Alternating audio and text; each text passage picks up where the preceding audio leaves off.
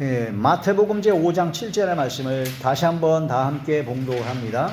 시작. 긍휼히 여기는 자는 복이 있나니 그들이 긍휼히 여김을 받을 것이며. 아멘. 긍휼은 불쌍히 여기는 마음과 행동을 말합니다.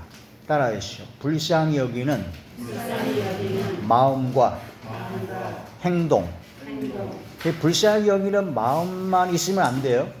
불쌍히 여기는 마음도 있으면, 진짜 마음이 있다면 말이 달라져야 됩니다. 또한 행동이 달라져야 됩니다.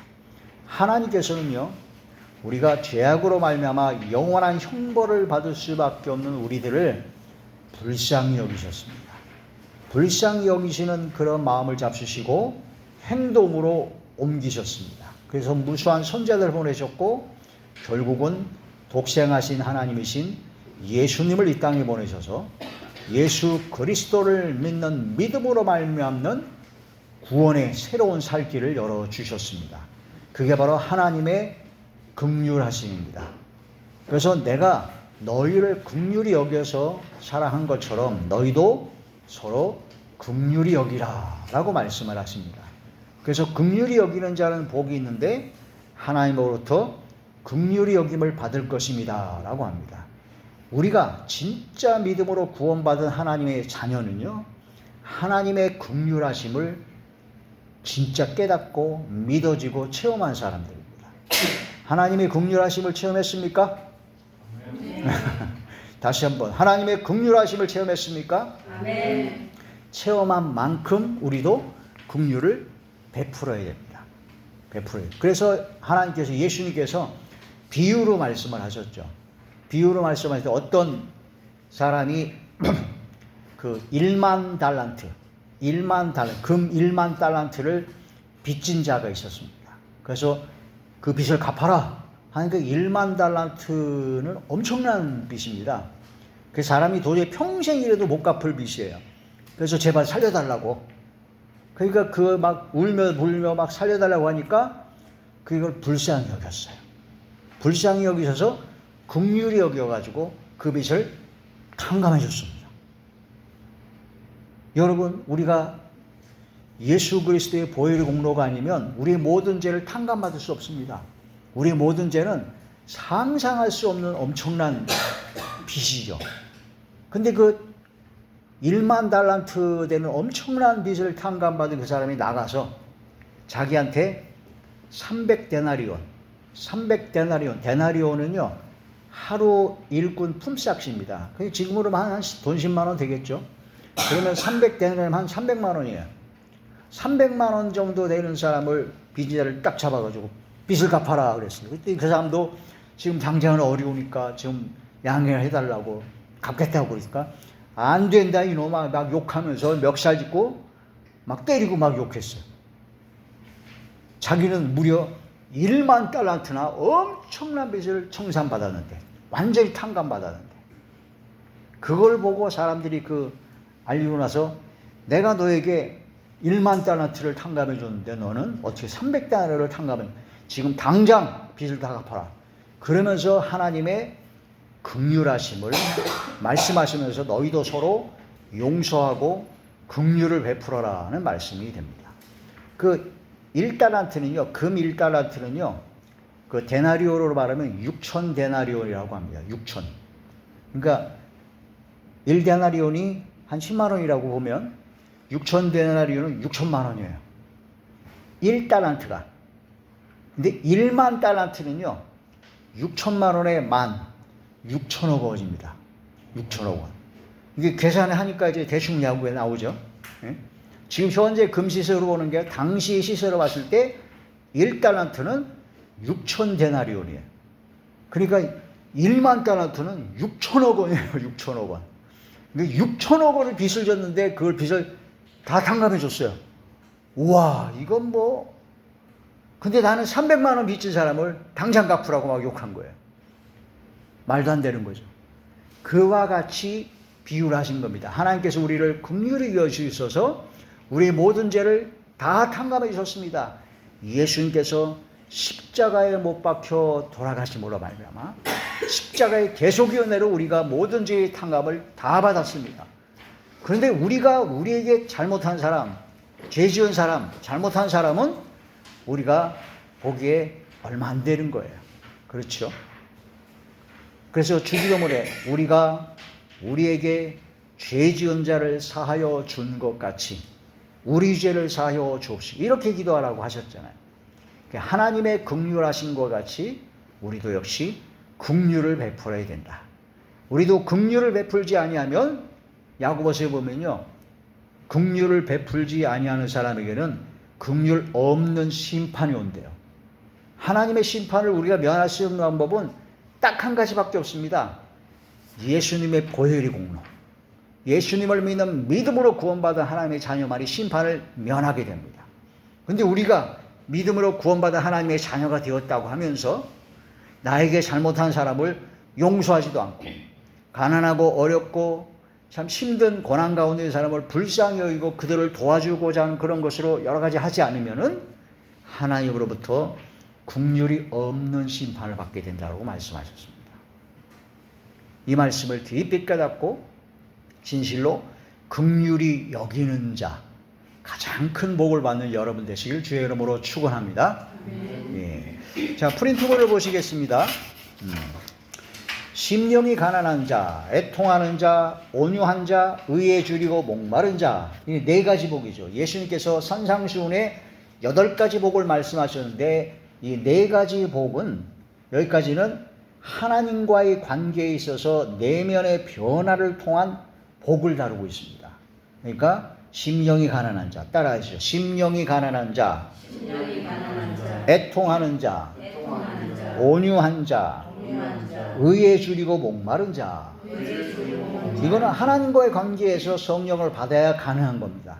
이런 복을 받아요. 근데 5번째부터는 뭐냐면 바로 그리스도인의 삶에서 나타내야 하는 사람들과의 관계가 말씀하고 있습니다. 그래서 그 첫 번째가 뭐냐면 긍휼을 베풀어라.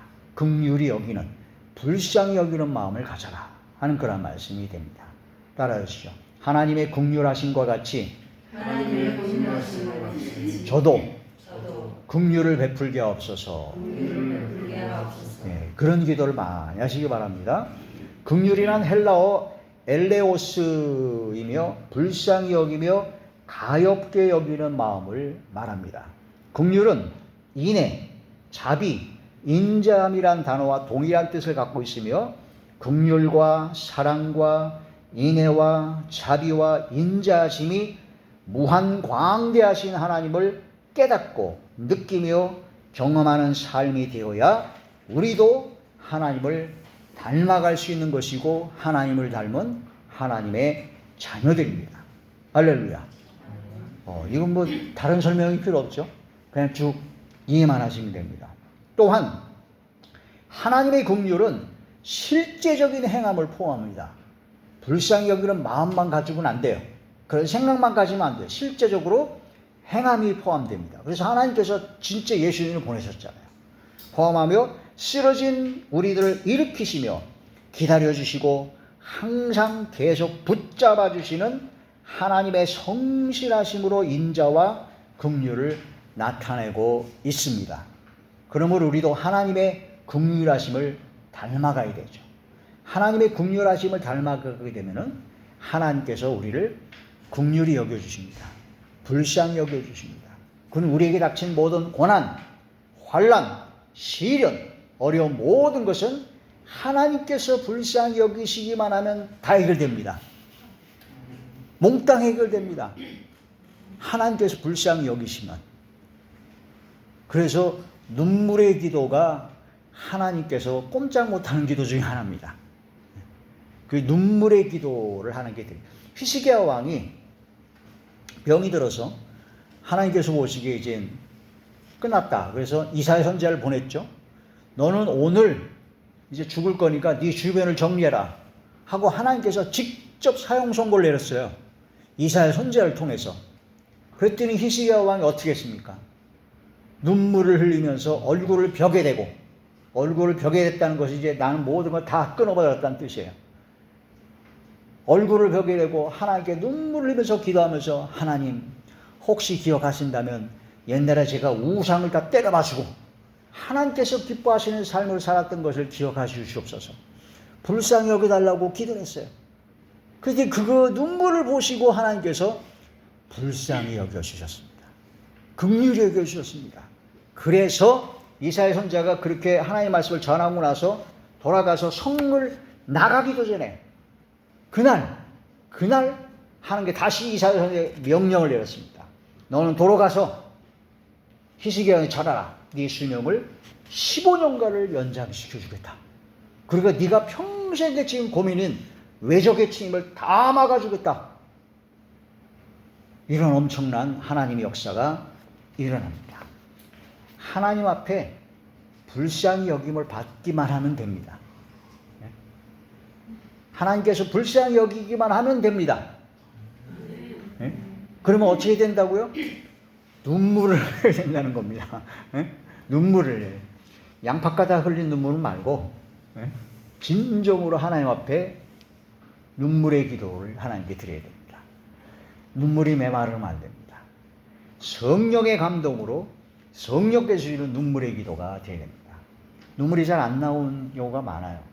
그래서 그걸로 기도를 해야 됩니다. 하나님, 성령이여 강림하사 애통하며 회개할 마음 충만하게 없어서 통회하고 자복하며 저를 불쌍히 여겨달라는 간절한 기도를 눈물로 기도할 때 놀라운 역사가 일어납니다.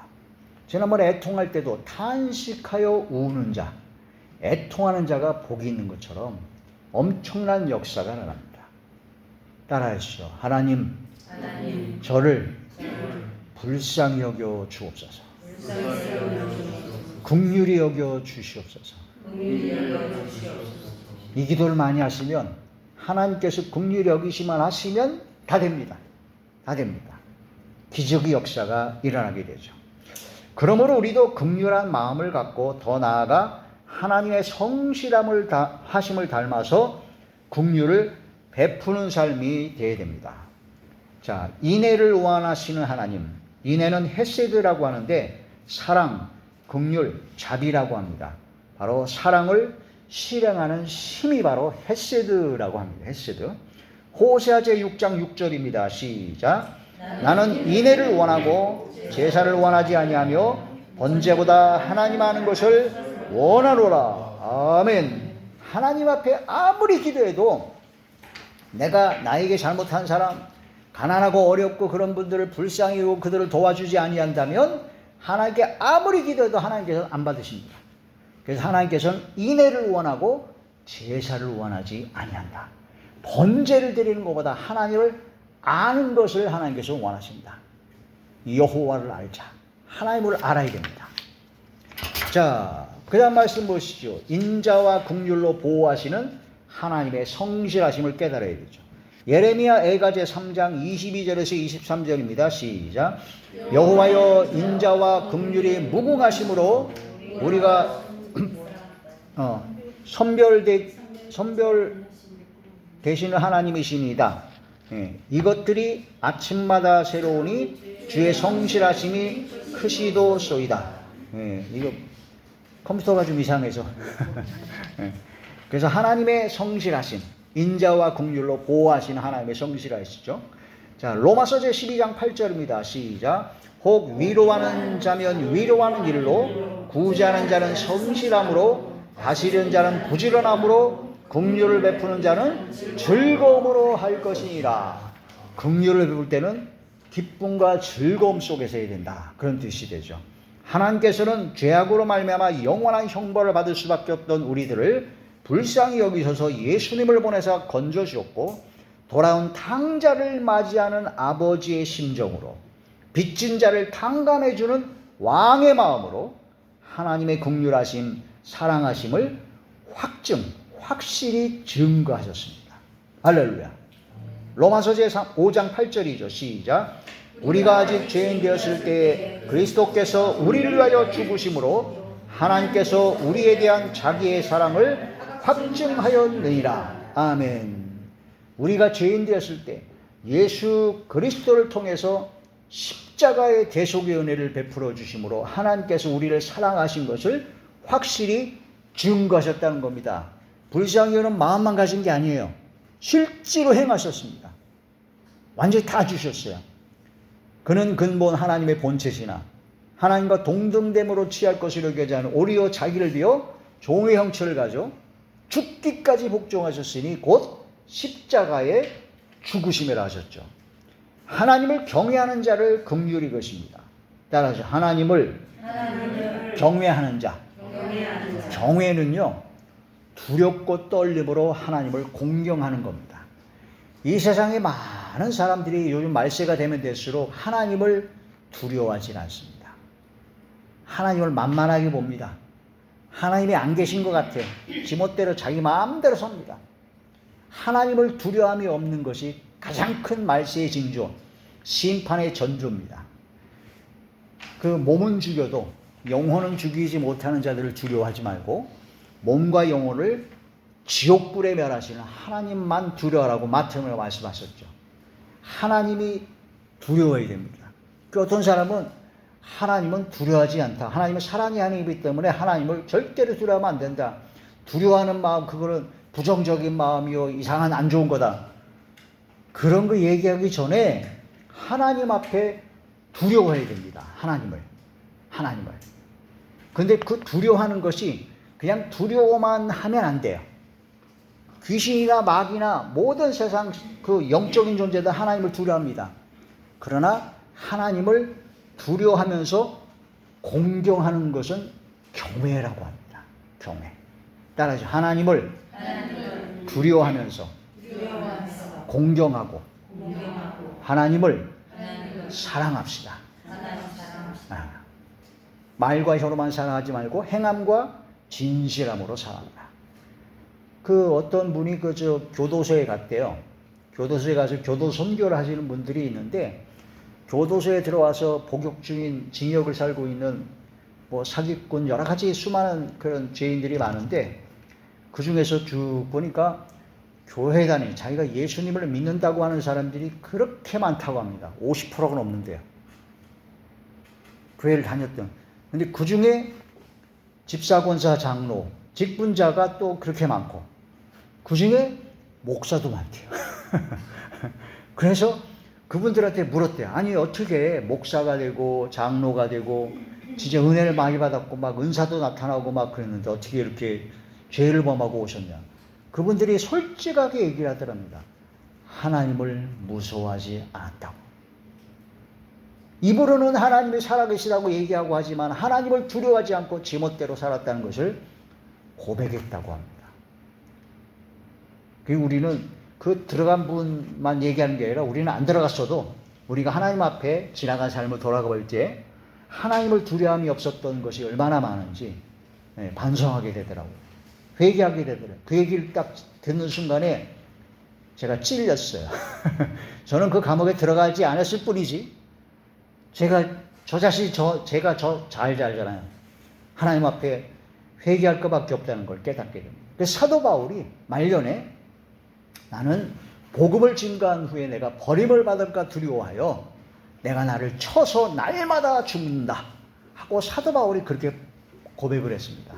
나는 도적중의 괴수다라고 사도 바울은 그렇게 고백을 합니다. 그게 진짜 말씀이 깨달아지고 진짜 믿음으로 구원받은 진짜 하나님의 자녀가 그렇게 바꿔지는 겁니다. 할렐루야. 우리가 하나님 앞에 그런 긍휼하심을 바라고 기도하는 자리에 들어가야 되죠. 시편 제 103편 13절의 말씀입니다. 시작. 아버지가 자식을 긍휼히 여긴 같이 여호와께서는 자기를 경외하는 자를 긍휼히 여기시나니. 하나님을 두렵고 떨림으로 공경하고 살아가는 경외하는 자를 긍휼히 여기시고 은혜를 베풀어 주십니다. 자, 베드로전서 제 2장 10절입니다. 시작. 너희가 전에는 백성이 아니더니 이제는 하나님의 백성이요 전에는 긍휼을 얻지 못하였더니 이제는 긍휼을 얻은 자니라. 아멘. 따라서 나의 왕, 나의 주, 나의 아버지 하나님 믿습니까? 나의 왕이십니다. 나의 주님이십니다. 나의 아버지 하나님이십니다. 하나님 앞에 나아가야 됩니다. 하나님의 긍휼하심을 받은 우리들은 하나님 아버지를 닮아 기쁨으로 감사로 보답하는 마음으로 긍휼을 베푸는 모두가 되기를 축복합니다. 할렐루야.